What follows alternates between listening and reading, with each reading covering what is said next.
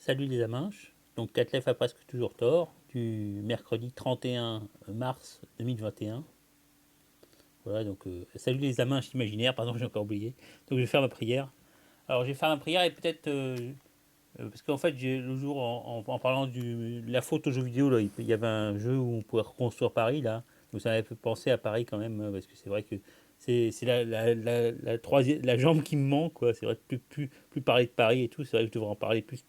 Parce qu'en fait, c'est vrai que bon, j'habite, j'ai jamais, ça fait, je suis né à Paris, mais j'ai jamais habité en fait, et j'habitais à côté, donc j'ai pas, j'ai traversé Paris, enfin j'ai traversé les quais de la Seine et tout, je connaissais, enfin j'y allais partout quoi, et donc c'est vrai que bon, c'est un petit peu fâché quoi, disons que Paris m'a un petit peu expulsé de façon violente quand il y a eu des emmerdes là, donc mais ceci dit, j'étais là, j'étais à Paris, j'étais allé voir une exposition au Grand Palais le jour où il y a eu l'incendie de Montmartre, de Notre-Dame. Donc j'ai rien vu hein, parce que j'étais au Grand Palais, aux Champs-Élysées quoi. Donc j'ai rien vu, mais quand je suis revenu, je suis revenu le soir, j'ai vu ça à la télé, ça m'a sidéré quoi. Donc ouais, donc faudrait quand même que je parle de Paris. Donc je vais déjà mettre, j'avais déjà parlé dans les musiques que j'écoutais là, des chansons t'en souviens-tu la scène de truc, je sais plus comment elle s'appelle la fille là. Bah oui, je vais retrouver de toute façon. Bon, donc je vais mettre ça peut-être en musique, hein. Parce qu'il y a sur YouTube, on peut voir des vidéos où elle chante, des vidéos enregistrées à la télé, hein. Donc voilà. Oui, donc je commence ma prière, hein. Internet est grand et Google est son faux prophète. Protège mes vidéos de toute coupure intempestive et tant que tu y es aussi, renvoie l'empire américano-sioniste dans les chiottes de l'histoire. Non, c'est vrai que bon, pour reparler de Paris, alors si j'ai parlé de cette vidéo là, du super jeu vidéo là qui est de reconstruire Paris, The Architect Paris. Donc c'est vrai qu'aussi le truc que j'ai loupé, c'est aussi Assassin's Creed.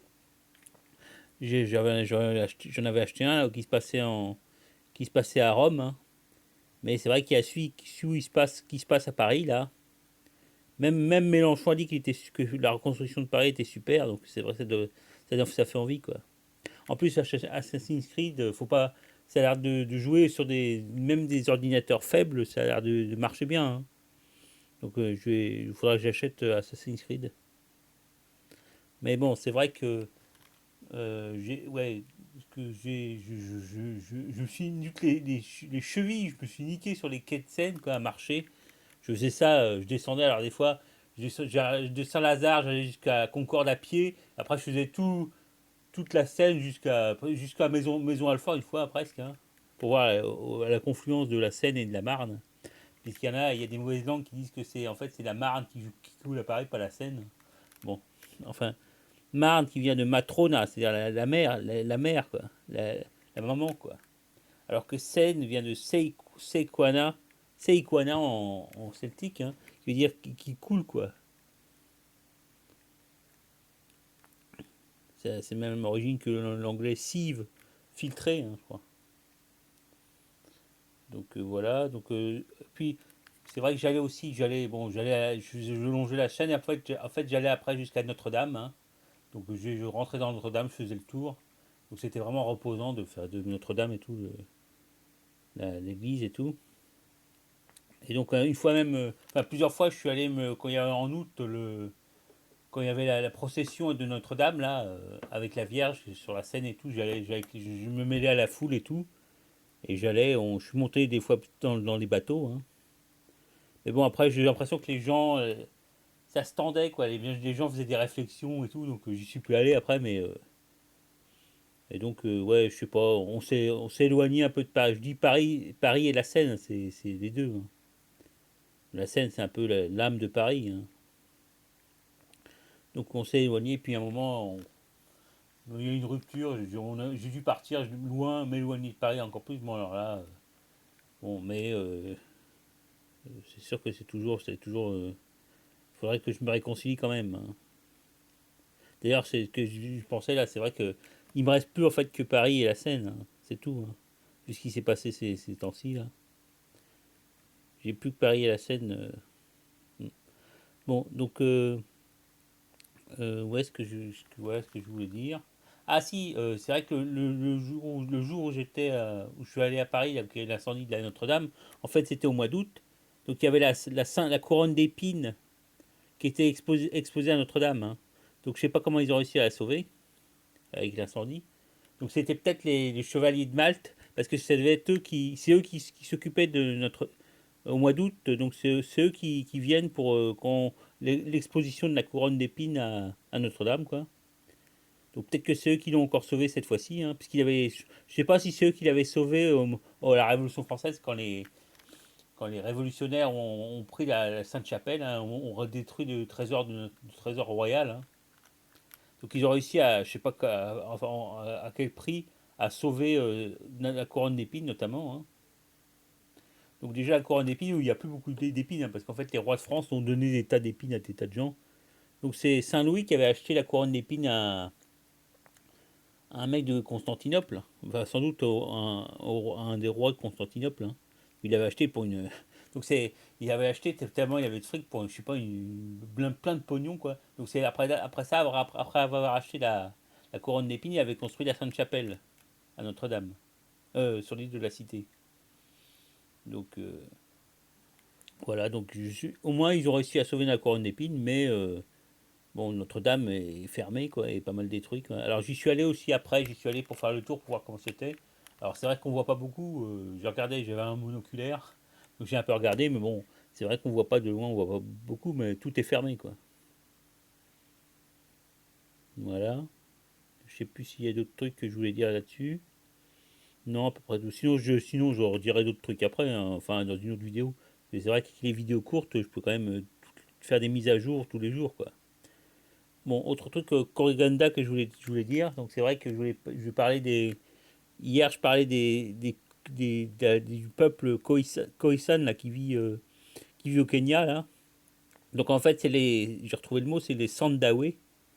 Donc les Sandawe, ils parlent une langue Khoisan, hein, comme les Bushmen d'Afrique du Sud, hein, du Kalahari. Mais on ne sait même pas si c'est apparenté. Ça se trouve, c'est juste le type avec langue à clic. Mais c'est peut-être plusieurs langues, hein. On n'a pas prouvé que c'était apparenté, quoi. Donc c'est vrai que les Sandawe, déjà ils sont en contact vachement avec les langues afro-asiatiques, hein, couchitiques. Il y a beaucoup d'emprunts, l'Irak, qui est une langue afro-asiatique du Rift, hein, qui est apparentée donc au Somalie, hein. Donc il y a plein d'emprunts à l'Irak. J'arrive pas à le dire, je sais pas pourquoi. Donc voilà, et donc il y a aussi, à côté, il y a aussi le Kwadza, qui est une langue khoisan, mais vachement influencée par l'Irak. Donc voilà. Donc ouais, c'est vrai, en plus du dictionnaire Sandawe anglais que j'avais téléchargé là, donc j'avais aussi téléchargé un livre d'un sociologue ou d'un archéologue, je sais plus, qui parlait des Sandawe. Donc c'est là en fait, il disait que les Sandawe savaient tout faire, quoi. Un Sandawe, c'est un survivaliste, quoi. Il sait tout faire. C'est-à-dire tout faire d'un point de vue Sandawe, hein. C'est-à-dire, il sait faire ses arcs et ses flèches. Et voilà. Et puis après, donc il chasse et puis bouffer. Il peut survivre tout seul, quoi. Donc les Sandawe, alors déjà, ils ont un truc, ils sont des trucs marrants. Donc bon, déjà, ils pratiquent l'excision. Alors c'est vrai que l'excision c'est le truc des couchitiques, hein, puisqu'après c'est passé aussi en Égypte, hein, puis dans toute l'Afrique de l'Ouest, hein. Donc l'excision apparemment, ben, le gars là, qui écrivait, le sociologue qui écrivait sur les Sandawe, il ne savait pas si c'était un truc qui était emprunt, qui était pris au couchitique, ou si c'était originaire des Khoisan et que c'était transmis. Il ne savait pas dans quel sens ça s'était passé, quoi. Donc voilà, autre truc marrant. Donc ouais, alors il paraît que c'est les vieilles femmes qui pratiquent l'excision sur les jeunes filles au moment du mariage, hein. Donc c'est assez tard, c'est pas à 7 ans, quoi, ou c'est pas à 7 mois, donc c'est au moment du mariage ou de la puberté, je sais plus. Enfin, c'est assez tardif, quoi.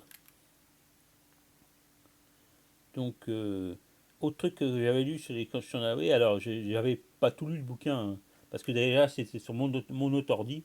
Donc après, quand je suis passé sur les tablettes, après j'ai arrêté de lire, mais faudrait que je le reprenne. Donc autre truc marrant qu'ils avaient les Sandaway, c'est ils changeaient de nom à chaque fois qu'ils changeaient de lieu, quoi. C'était pour eux, c'était comme ils avaient des pseudos, quoi, grosso modo. Donc ils avaient d'autres noms, donc c'était un truc marrant.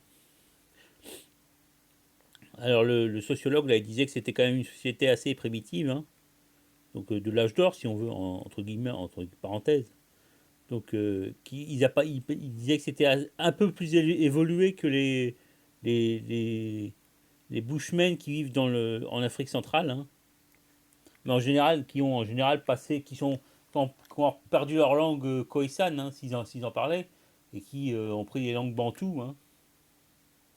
Et d'ailleurs, ils subissent pas mal en ce moment la guerre, hein. Il y a une guerre en RDC et tout, là. Il y a une guerre, et donc, notamment, ça vise les Bushmen, enfin les. Je sais plus comment ça s'appelle, là. Ouais, les Bushmen, quoi. Voilà, donc c'est tout ce que je voulais dire à peu près sur. Bon, ça fait déjà 11 minutes, là, donc ça va peut-être un peu plus long que d'habitude. Donc je vais essayer d'accélérer. Donc après, donc je vais faire une revue de web, quoi. Donc j'ai vu une vidéo de Nexus 6. En fait, c'est la chaîne des trucs sur les séries et les jeux vidéo. Donc le gars qui présente, c'est un espèce de neckbird, neckbeard. Donc voilà, donc là il faisait une revue sur un jeu vidéo qui s'appelle Colony Wars, un jeu de guerre spatiale et tout, hein. On conduit des vaisseaux et tout.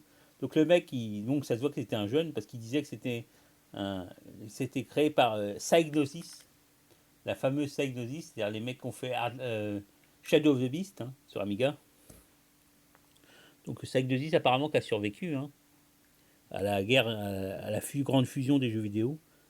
Je ne sais pas s'ils ont encore survécu d'ailleurs, mais bon, en tout cas dans les années 90, il existait encore. Donc c'est un super jeu de vaisseau. On conduit les vaisseaux, on mène des attaques et tout, hein. Donc ils connaissaient pas Psygnosis, qui sont des Anglais, je crois, hein. Et donc, le gars là qui présente Nexus 6, il fait ça avec un autre mec. Donc il y en avait un qui était silencieux, comme un peu le truc comique de Silent Bob, là, le mec qui parle jamais dans les vidéos, hein. Donc c'est toujours le truc dans l'esprit un peu truc Astier, là, le roi Arthur et tout, quoi, l'humour façon astronogeek et tout, quoi. Et aussi Defecator, c'est cet humour un peu agressif, mais marrant, quoi. Ouais, comme truc Astier. Voilà. Donc aussi dans le genre que j'ai dans le truc, le jour j'avais vu aussi une vidéo de Celdel, là, le mec qui fait l'actualité des jeux indés. Donc il parlait aussi de Team 17 qui continue à publier des jeux apparemment. Donc Team 17 c'était aussi un développeur sur Amiga et tout, hein. Ils avaient fait notamment le super Alien, je sais plus quoi, le super jeu là. Donc voilà, donc ils existent encore apparemment Team 17. Voilà, donc truc sur Nexus 6, hein. Autre truc donc sur à propos de comment ça s'appelle le truc merde, je trouve pas les mots, putain. Donc le truc de DZ et tout là, donc c'est vrai que j'ai trouvé dans la chaîne de Bibix et puis hier j'ai trouvé deux nouvelles personnes que je regardais avant. Il y a déjà Loulou Paul, une fille qui Louane elle s'appelle, hein. Et une fille rigolote quoi, hyper marrante. Donc je sais plus si elles font encore des Z. Enfin hier elle faisait des Z mais ils doivent faire moins. C'est pas comme Bibix, ils font quand même pas toute la journée du DZ, hein. Donc là Loulou Paul avec sa sœur Shona là. Alors elle a une chaîne YouTube qui s'appelle Dame Sisters. Donc qui est marrante aussi quoi. Donc, elles n'arrêtent pas de déconner quoi, c'est marrant. Loulou Paul ça s'écrit Lolo Paul Loo Paul Paul. Donc elle faut regarder ses vidéos. Donc Dame Sisters DAMN SISTERZ. Donc c'est marrant quoi. Aussi il y avait Kiket Star là. KSTAR, lui aussi, bon, il continue. Lui, il fait tout le temps que du DZ, quoi. Donc c'est une espèce de fumeur de joint, un graffeur qui fait des graffitis, hein. Donc c'est un mec, c'est un gars, c'est comme Bibix quoi. Bibix c'est un motard, mais alors Kestar c'est genre le-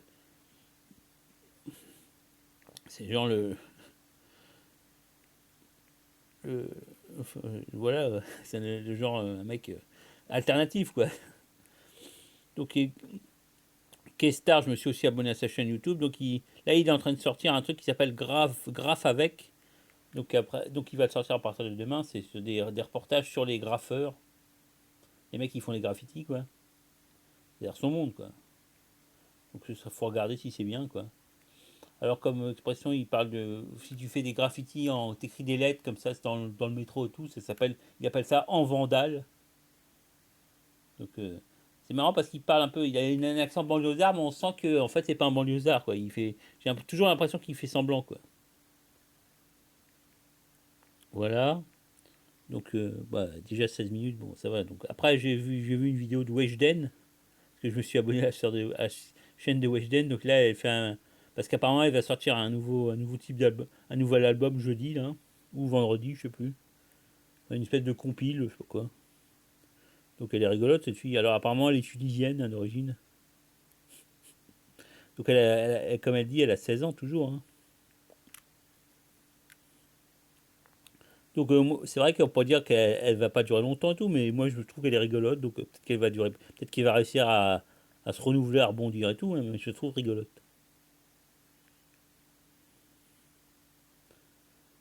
Alors autre truc que j'ai vu aussi sur le YouTube avec la chaîne sur France Inter, donc il y avait de la pub pour une émission d'Arte qui s'appelle Citizen Kitano, un reportage d'Arte, enfin du mec qui s'appelle Montmailleur, là je sais pas quoi, hein.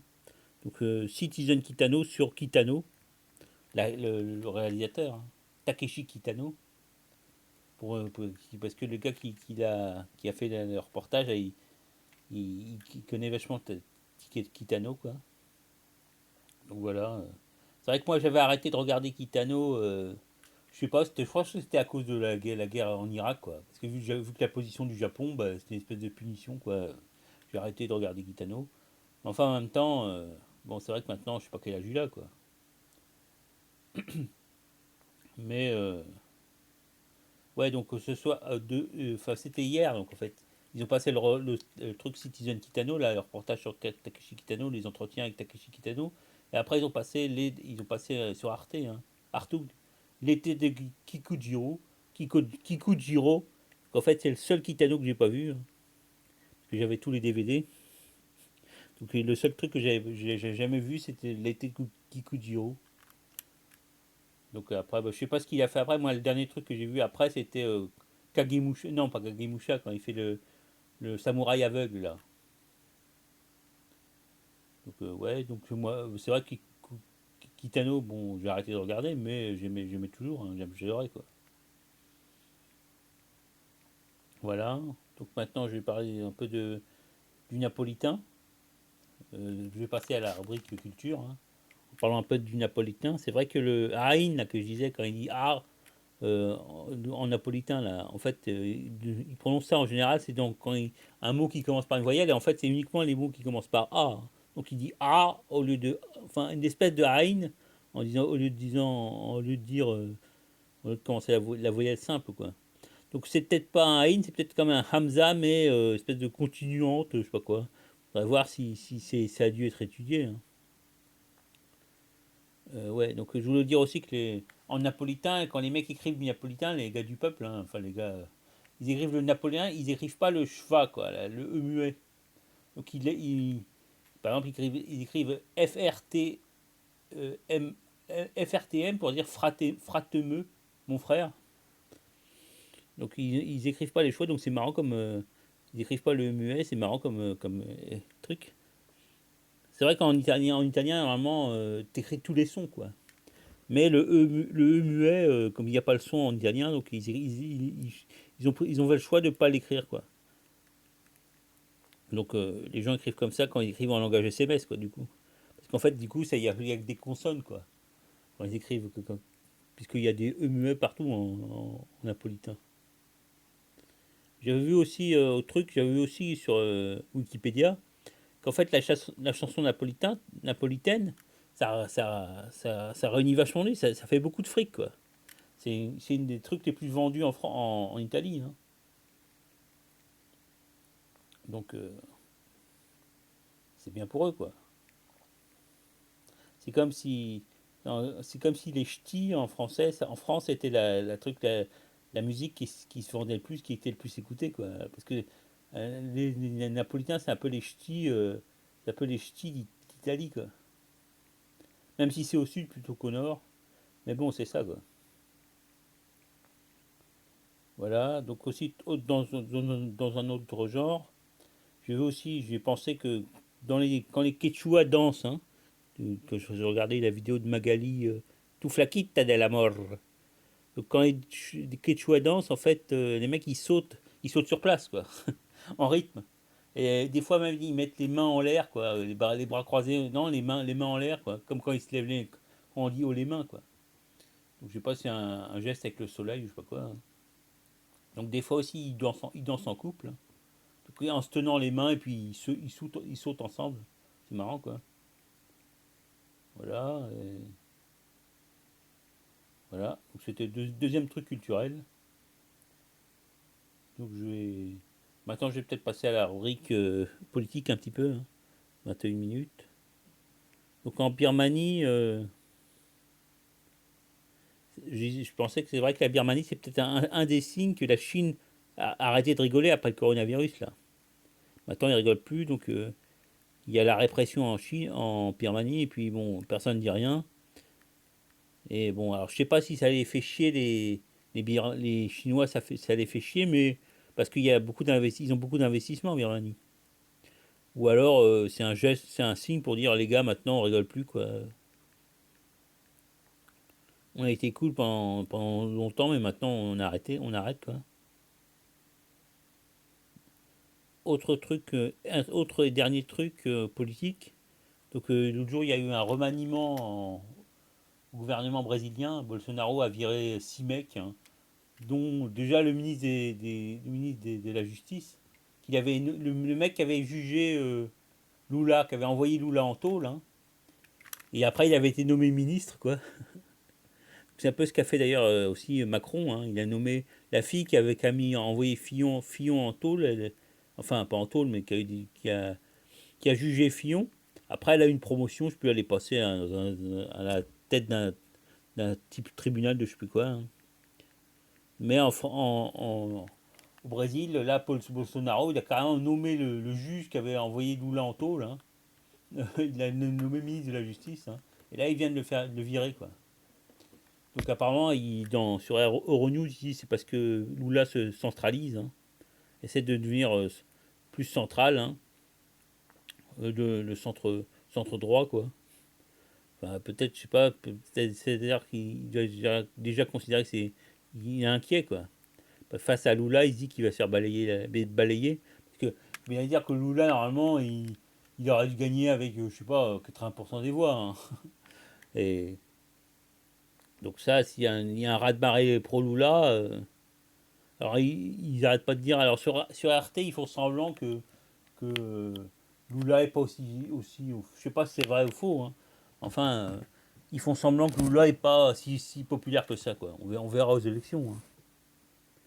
Mais en tout cas, à mon avis, il y a de l'eau dans le gaz pour le père Bolsonaro, là, il est un peu dans la merde, hein. Donc en plus, il y a eu le coronavirus, s'il y a eu des centaines de milliers de morts, comme ils disent, hein, c'est quand même énorme, hein. Donc le fait que tu fais des conneries comme ça, mais à un moment, les mecs, ils le savent bien s'il y a des tas de morts et tout, hein. Alors, c'est vrai que, soi-disant, les Soraliens, les mecs comme ça, ils voient personne dans les hostos et tout. Enfin, à un moment, il faut arrêter de déconner. Il y a quand même la réalité, hein. S'il y a des tas de morts et tout, hein. Bon, déjà, on n'a toujours pas de nouvelles de Tréfinguich. J'espère qu'il n'y a pas le coronavirus. Voilà. Bah écoutez, ouais, 24 minutes. Bon, bah, c'est ce que je voulais dire. Si je repense à des trucs que j'ai oubliés, bon, il faudra que j'incorpore donc Paris dans ma prière, hein. Bon, allez, salut les mecs.